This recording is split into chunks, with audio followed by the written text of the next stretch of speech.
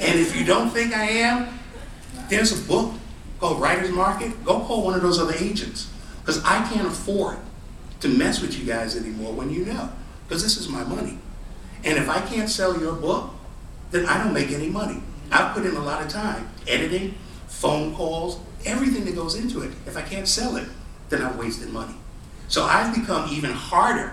Out of 100 pieces that I get, I reject 101. Because I need to know that you guys want to do the work, are willing to do the work. And even people that have been published will go, well, I had a book. Yeah, how many did you sell? If you want to sell more than that, and I've had people, some of my clients, that have had a lot of books, and they've reached a certain plateau and not gotten any higher. And I would say to them, after 8 books and you're still over here, don't you think there's something wrong? That there's something else that needs to be going on? But no, it's not. No. It's everybody else. So it's about working on your craft. This is where we're at right now. It's about working on your craft. Now the other thing that I will add to that, here's something that was in Publishers Weekly, which I found really interesting. 764,448 titles were produced in 2009 by self-publishers and micro-niche publishers, according to statistics released this morning by R.R. Bowker. The number of non-traditional titles dwarfed that of traditional books, whose output slipped to 288,355, which is down from 289,729 in 2008. Taken together, total book output rose 87% last year to over 1 million books. Now, on the non-traditional means, which includes print on demand, there were 739,376 books published, and that's with the million we talked about earlier.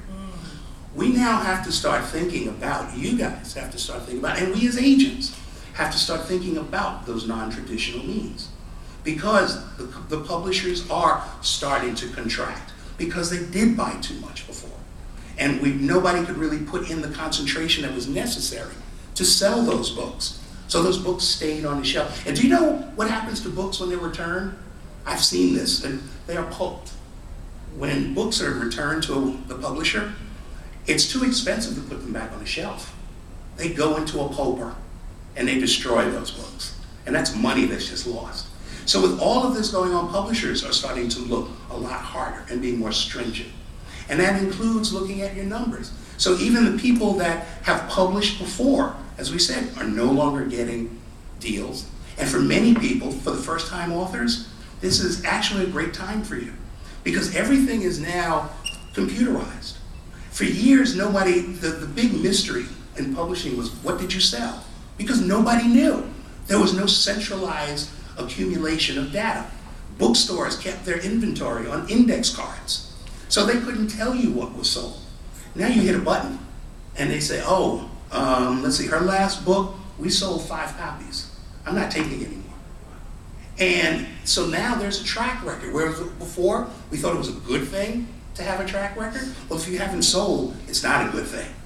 So the people that are debut novelists, editors are looking for good debut novelists because they don't have baggage.